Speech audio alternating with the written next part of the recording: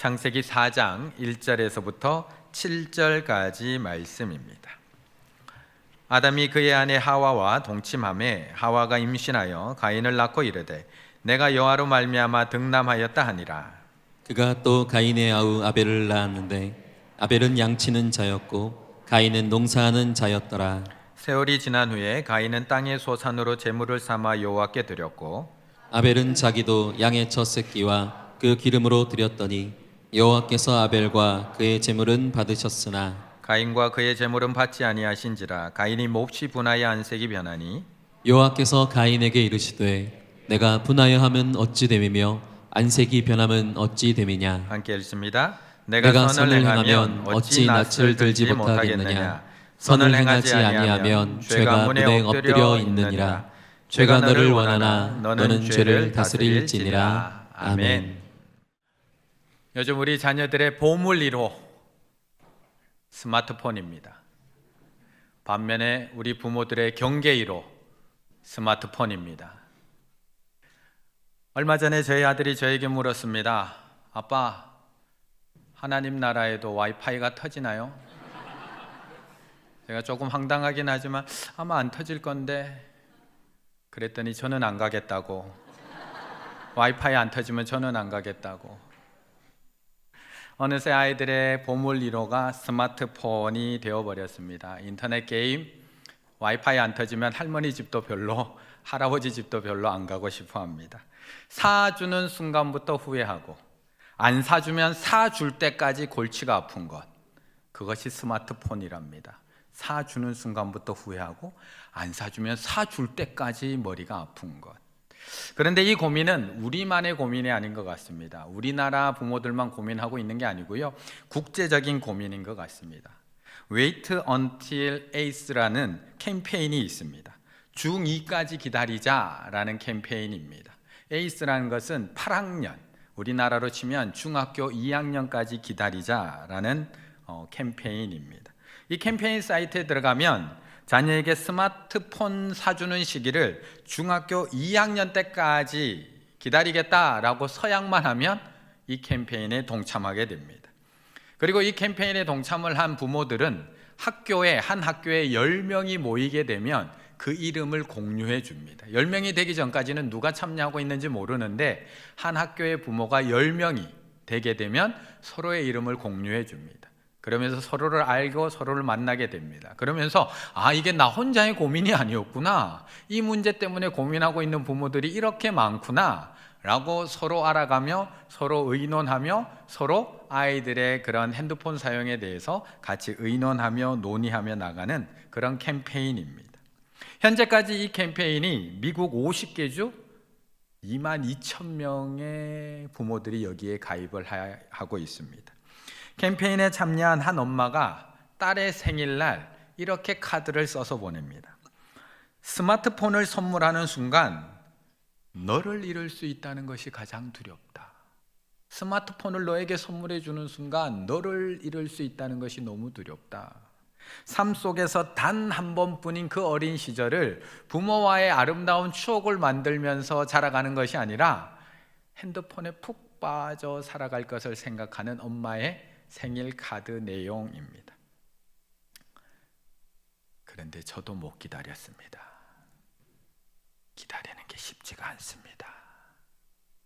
우리도 이렇게 위험하다는 걸 알고 빨리 해주면 안 된다고 생각을 하지만 결국에는 조금 더 일찍 해주게 되는 것 같습니다.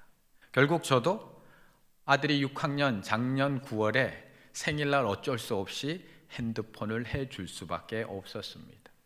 이유는 이렇습니다. 아마 모든 부모님들이 저와 비슷한 이유가 아닐까 싶습니다. 첫 번째 이유, 반 아이들은 다 가지고 있어요. 아빠, 저만 없어요. 실제로 그렇더라고요. 두 번째 이유, 단톡방에 들어갈 수가 없어요. 아빠, 모든 소식이 단톡방으로 공지가 돼요. 모든 클럽의 소식도 단톡방, 반 소식도 단톡방, 수학여행 가서도 단톡방. 아빠, 저만 못 들어가요. 저만 소식을 몰라요.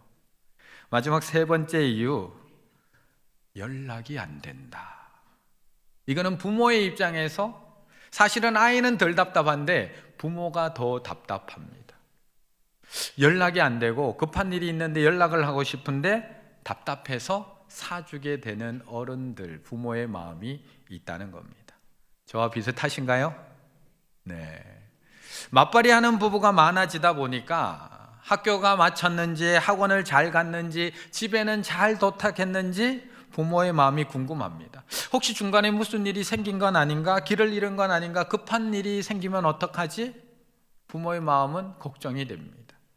세상은 점점 더 위험해져 가고 있고 위험한 소식들은 점점 많아지고 있는데 부모가 일일이 다 챙겨줄 수는 없고 보호해줄 수 없다 보니 그래도 이것이라도 좀 안전했으면, 좀 보호해줬으면, 좀 소통이 편안하게 잘 됐으면 하는 마음으로 위험하다는 것을 알면서도 조금 일찍 사주게 되는 것이 부모의 마음이 아닌가 생각해 보게 됩니다.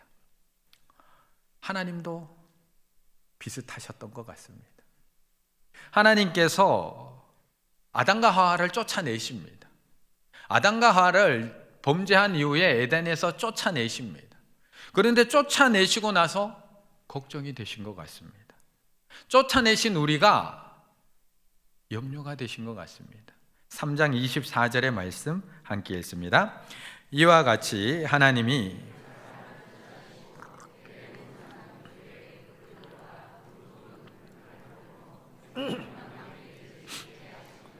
아멘. 분명히 하나님이 쫓아내신 겁니다.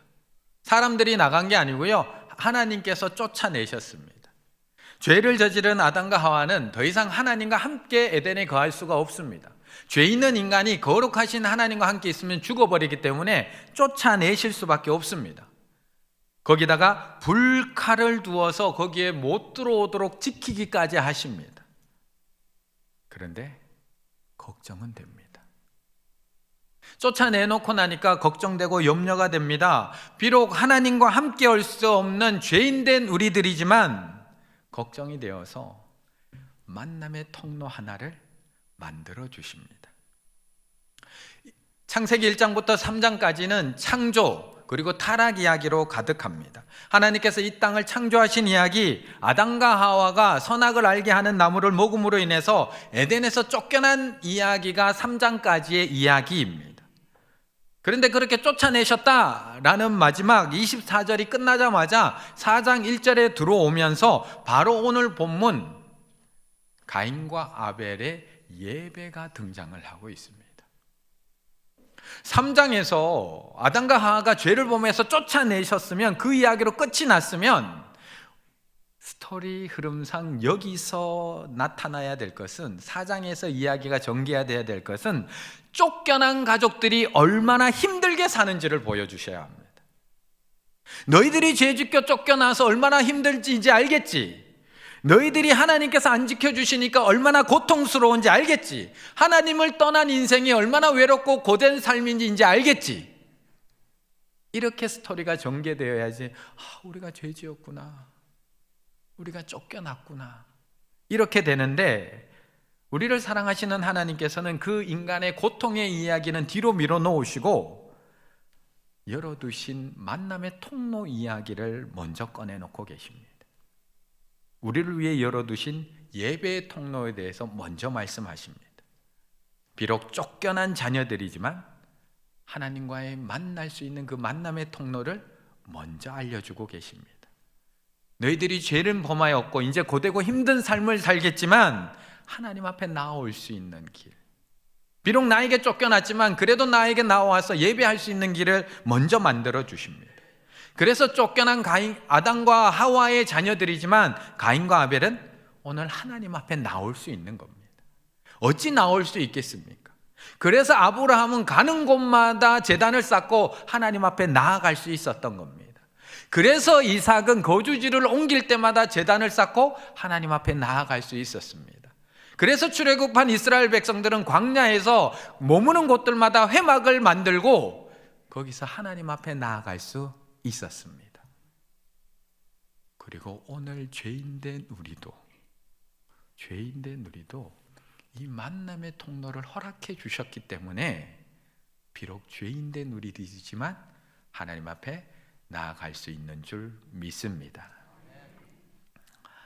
예배가 하나님과의 만남이다라고 정의를 내릴 때 이 만남의 주도권이 누구에게 있다고 생각을 하세요? 예배의 주도권이 누구에게 있다고 생각을 하세요?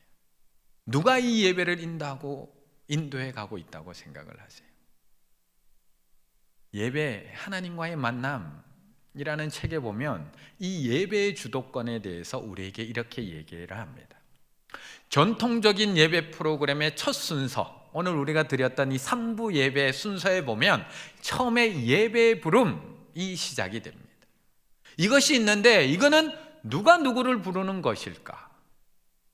예배 부름이 우리가 하나님을 부르는 것일까? 인간이 하나님을 부르는 것이 아닙니다. 하나님이 죄인된 범죄한 아담을 부르듯이 죄의 부끄러움을 가려주시는 은혜를 베푸시면서까지 다시 만날 수 있는 길을 열어놓으신 이후에 우리 인간을 초청하는 그 부름, 그것이 예배의 부름입니다. 우리가 예배의 부름할 때 우리가 마치 하나님을 부르는 것 같지만 그것이 아니라 하나님께서 죄인된 우리를 부르실 때에 우리는 나아올 수 있는 자격이 있다라는 것입니다. 하나님은 죄로 인해 쫓겨난 아담과 하와 그리고 그의 후손들이 하나님께 나아오기를 원하셨습니다. 비록 죄로 인해서 내쫓겨진 존재들이지만 계속 하나님을 만날 수 있도록 이 만남의 통로를 만들어 주셨고 그것이 오늘 우리가 드리고 있는 예배라는 것입니다. 그런데 우리는 하나님께서 이렇게 만들어 주신 이 마지막 만남의 통로, 이 소중한 만남의 통로조차도 막아버리며 살아가고 있습니다. 4절과 5절의 말씀 함께 읽습니다. 아벨은 자기도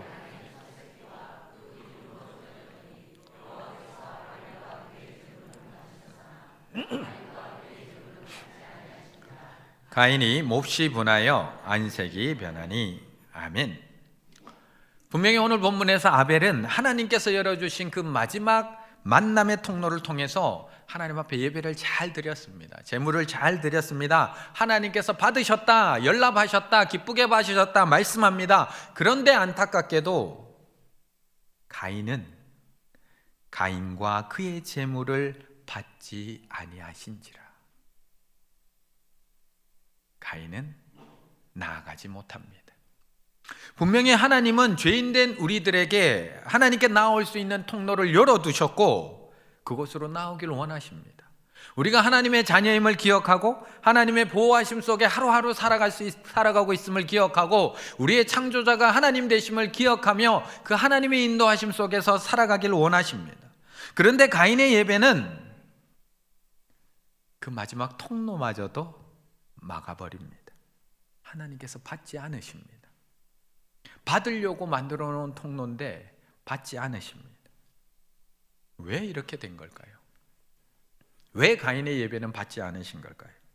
사실 아벨보다 가인이 훨씬 더 소중한 아들입니다. 귀한 아들입니다. 1절에 보게 되면 가인을 놓고 아담과 하와가 이렇게 고백합니다. 내가 여호와로 말미암아 득남하였다 하니라.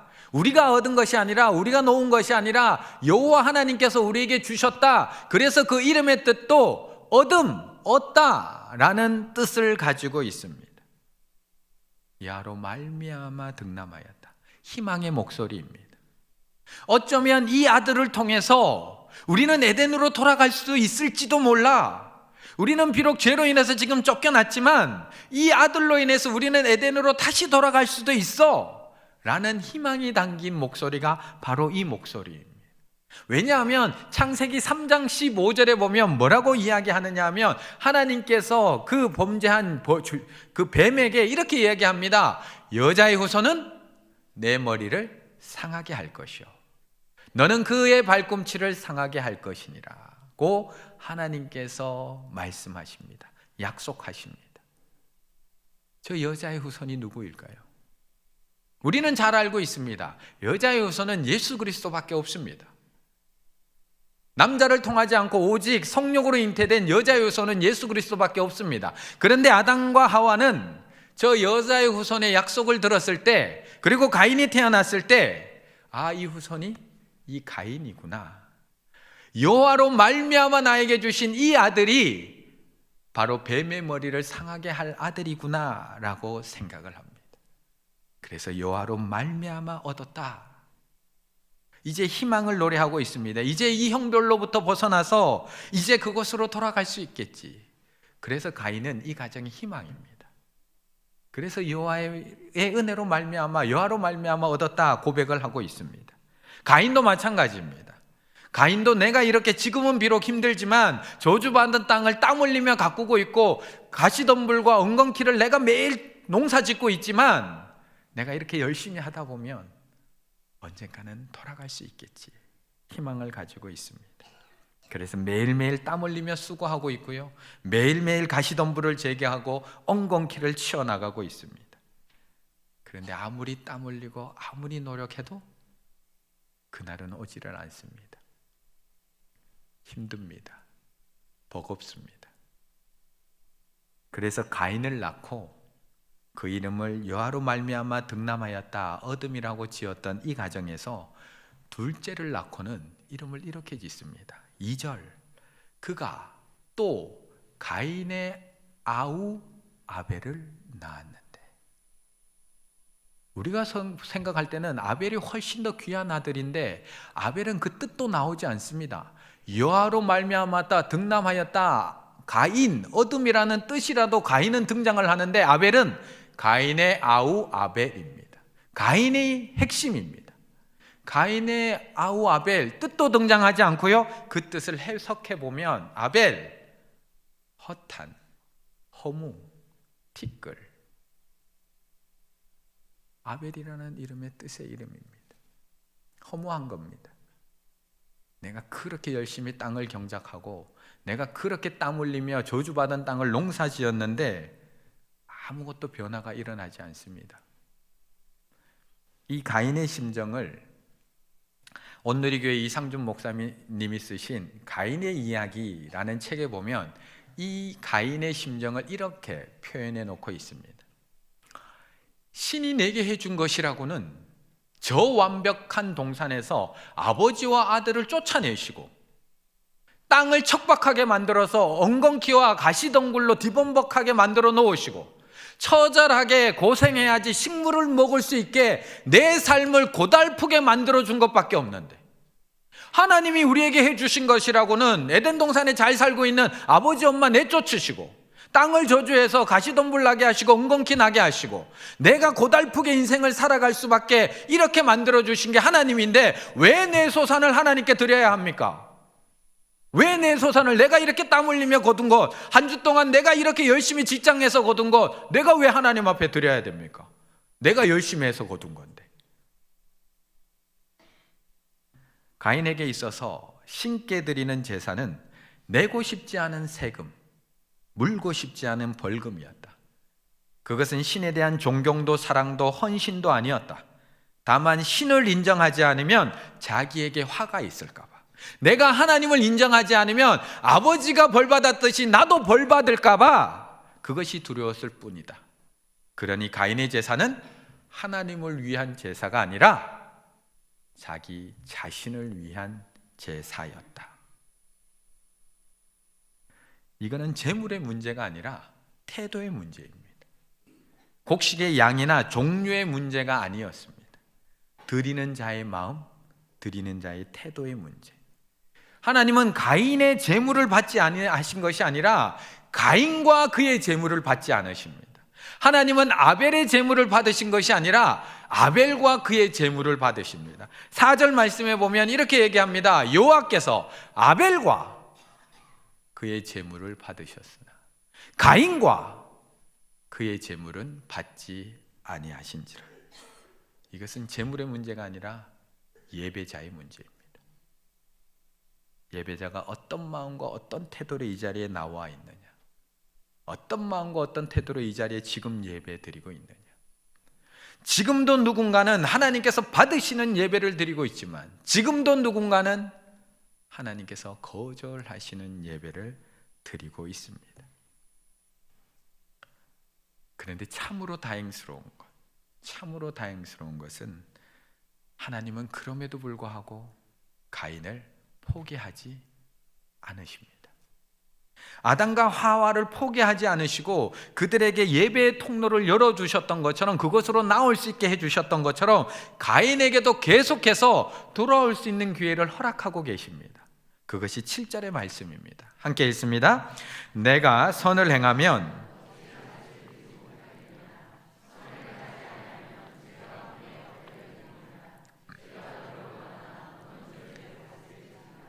아멘. 분명히 가인은 오늘 예배에서 실패했습니다. 하나님께서 기뻐 받으시는 예배가 아니었습니다. 자기 자신을 위한 예배, 자기 자신을 위해서 드리는 제물, 거부당한 예배입니다. 사실 아들이라고 둘밖에 없잖아요. 가인과 아벨 둘밖에 없잖아요. 하나님 기왕 받아주실 거면 그냥 둘 다 조금 부족하지만 받아주셨으면 더 좋지 않을까요? 사실 가인과 아벨도 처음 드려보는 예배잖아요. 가인도 처음 드려보는 예배잖아요. 아벨도 첫 새끼를 갖다 내는 처음 드려보는 예배잖아요. 그러면 조금 부족해도 그냥 좀 받아주셨으면 다툼도 살인도 없는 그런 행복한 가정이 시작되지 않았을까요? 하나님께서 꼭 동생이 보는 앞에서 형의 제사를 꼭 거절하셔야 됐을까요? 어차피 하나님 곡식 드실 것도 아니잖아요. 어차피 하나님 기름진 양 드실 것도 아니잖아요. 먹을 것도 아니잖아요.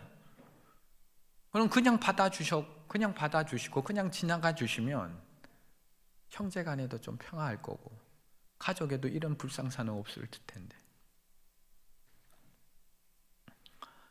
그런데 반대로 생각해서 만약 하나님께서 이 첫 예배를, 이 형식적인 첫 예배를 그냥 받아주셨다면, 이 첫 번째 예배를 그냥 받아주셨다면 이들의 예배의 기준은 무엇이 되었을까요? 지금 우리의 예배는 어떻게 되었을까요? 대충 드리는 예배, 벌 받을까 봐 무서워서 드리는 예배, 하나님에 대한 아무런 사랑도 경외심도 없이 드리는 예배를 하나님께서 거절하지 않으시고 그냥 받으셨다면 오늘날 우리는 어떻게 예배하고 있을까요? 지금도 제대로 못하는데, 지금도 제대로 예배 안 드리는데 만약에 그것을 첫 번째 기준으로 삼아 놓으셨다면 지금 우리는 과연 어떻게 예배 드리고 있을까요? 연탄길이라는 책이 있습니다. 너무나 잘 아시는 책, 360만 부나 팔려서요 베스트셀러 중에 베스트셀러, 이철환 작가가 지었고요 2009년에는 뮤지컬로도 제작이 되고, 또한 지금은 초등학생, 중학생, 고등학생의 교과서에도 이 책 내용이 실려 있을 정도로 그렇게 많은 사람들에게 사랑받고 있는 책입니다. 이 연탄길이라는 책을 지은 이철환 씨가, 작가가 인터뷰를 한 내용 중에 보면 이 책을 내기 전에 첫 번째 책이 따로 있었다고 합니다.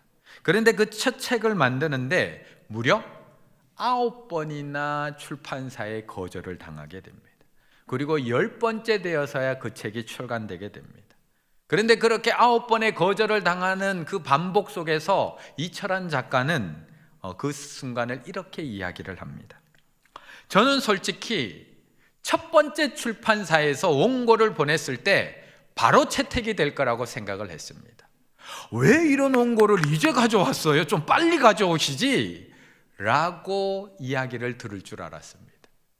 대부분 어떤 일을 할 때 자기만의 진리에 빠진다라고 이철환 작가는 이야기를 합니다.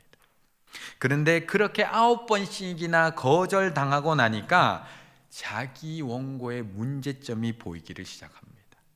그때서야 문제가 있다는 것을 알게 되고 발견하게 됩니다. 그러면서 계속 이렇게 얘기합니다. 제 원고가 원고인가 쓰레기인가를 생각해 보았습니다. 내 원고가, 내 글이 이거 쓰레기 아니야? 라는 생각이 들었습니다. 저는 원고를 거절한 출판사 편집자들에게 물었습니다. 무엇이 문제인지 진심으로 듣고 싶었습니다. 그래서 창피를 무릅쓰고 찾아가고 그 편집자들은 가르쳐 주었습니다. 이러한 것들이 우리들에게 문제가 되었습니다. 그것들을 수정하고 통째로 빼내고 넣기도 하면서 다시 6개월, 길게는 1년 동안 고칠 때도 있었습니다. 거절당하는 것이 연탄길 책의 텍스트를 만드는데 훨씬 더 도움이 되었습니다. 거절은 실패를 의미하지 않습니다. 하나님께서 가인의 예배를 거절하셨다는 것은 실패를 의미하지 않습니다. 스스로 반성하고 스스로 고치고 수정해서 나간다면 거절은 변화와 성장을 의미합니다. 오늘 하나님의 거절이 가인에게 실패를 의미하고 있는 것이 아닙니다. 분명히 하나님께서는 가인의 예배를 거절하셨습니다. 하지만 하나님이 버리신 것은 아닙니다. 가인에게 다시 기회를 주고 있는 것입니다. 너는 죄를 다스릴지니라. 화만 내지 말고, 너희 예배가 받아들여지지 않았다고 화만 내지 말고, 분노하지 말고 죄를 다스려. 네가 무엇이 잘못되었는지, 예배 가운데 어떤 것이 잘못되었는지 다시 점검해, 다시 수정해, 다시 나와. 이 거절은 하나님 앞에 예배를 회복할 수 있는 기회를 주고 계신 겁니다.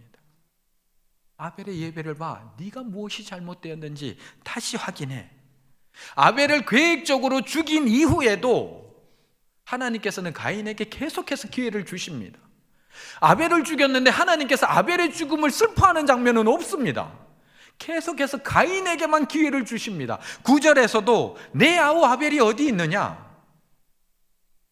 내가 알지 못하나이다. 내가 내 아우를 지키는 사람입니까? 하나님께서 몰라서 물었을까요? 전능하신 하나님께서 몰라서 물었을까요? 또 기회를 주고 계신 겁니다. 또 하나님 앞에 나올 수 있는 기회를 허락하고 계십니다. 우리는요? 그럼 우리는요? 우리는 오늘 온전한 예배를 드리고 있으신가요? 오늘은 하나님께서 기뻐 받으니 연락하시는 아벨의 예배를 드리고 계신가요? 오늘 이 예배가 형식적인 예배가 아니라 하나님을 경외함으로 드리는 온전한 예배신가요? 오늘 이 예배가 나의 수고와 나의 고생, 그거 위로받고 싶어 나의 연민으로 드리는 예배가 아니라 정말 하나님을 찬양하는 온전한 예배인가요? 혹시 나에게 화가 있을까 봐, 오늘 빠지면 하나님 앞에 벌 받을까 봐 드리는 예배가 아니라 정말 하나님을 사랑함으로 드리는 온전한 예배인가요? 가인의 이야기, 앞에 설명드렸던 그 책에 보면 또 이렇게 우리에게 이야기합니다. 성경의 독자들도, 설교를 듣는 회중들도 나는 절대 가인이 아니라 아벨이라고, 나는 절대 가인이 아니라 아벨이라고, 나는 절대 사울 왕이 아니라 다윗이라고, 나는 절대 가룟 유다가 아니라 시몬 베드로라고 믿는다. 저는 그렇게 믿지 않을까요? 저는 제가 드리고 있는 이 예배를 아벨의 예배라고 제가 믿고 있지 않을까요? 하지만 제가 가인일 때 없을까요? 제가 가인처럼 형식적으로 와서 예배 드릴 때 없을까요? 제가 가인처럼 하나님에 대한 사랑은 1도 없이 그렇게 하나님 앞에 와서 예배 드릴 때 없을까요? 나는 늘 아벨이라고 생각하지만 우리 안에는 늘 가인의 모습이 남아 있습니다. 항상 죄가 문 앞에 엎드려져 있는 것이 우리의 삶입니다. 아담과 하와가 범죄한 이후에 4장부터는 어떻게 그 악이 이 땅에 퍼져나가는지를 계속해서 보여줍니다. 우리가 예외인가요? 우리가 예외인가요? 가인만 그렇게 하나님 앞에 나왔을까요? 그래서 우리는 매주 점검하셔야 됩니다. 매일매일 하나님 앞에 나올 때마다 점검하셔야 됩니다. 오늘 이 예배가 하나님께서 기뻐 받으시는 예배인지 받지 않으시고 거절하는 예배인지를 점검하셔야 됩니다. 내가 하나님께서 거절하는 예배자인지 하나님께서 기뻐 받으시는 아벨과 같은 예배자인지 점검하셔야 됩니다. 나는 내가 아벨의 예배를 드리고 있다 라고 믿으며 아무 생각 없이 살아가고 있지만 어쩌면 그 아무 생각 없음이 오늘 내가 가인의 예배를 드리고 있게 만들 수도 있다는 것입니다. 오늘 하나님은 찾고 계십니다. 하나님이 찾고 계시는 것은 양의 첫 새끼와 기름진 양을 찾고 계시는 것이 아니라 하나님을 향한 사랑과 존경으로 가득한 그 한 사람을 찾고 계십니다. 오늘도 하나님은 찾고 계십니다. 한 주간 땀 흘리며 수고하며 살았지만 그 수고하는 인생 속에서도 하나님 앞에서 내가 어떻게 살아갈지, 하나님 앞에 나아갈 때 내 모습이 어떨지 날마다 두려운 마음으로 하나님의 말씀 가운데 한 주간을 그 말씀 붙들고 살아왔던 그 한 사람의 예배자를 찾고 계십니다. 오늘 우리는 예배의 자리로 나오셨습니다. 올 한 해도 수십 번의 예배를 하나님 앞에 드릴 겁니다. 그럴 때마다 점검하셔야 됩니다. 내가 아벨의 예배를 드리고 있는지, 가인의 예배를 드리고 있는지, 내가 하나님께서 받으시는 예배를 드리고 있는지, 거절하시는 예배를 드리고 있는지. 거절당하고 계시다면 포기하지 마시고 점검하십시오. 다시 예배의 자리로 나아가십시오. 다시 예배를 보완하십시오. 하나님께서 기뻐 받으시는 예배가 될 때까지 나의 예배를 하나님 앞에 더 온전히 올려드릴 수 있는 우리 충일의 가족들 다 되시기를 간절히 바라겠습니다. 기도드리겠습니다.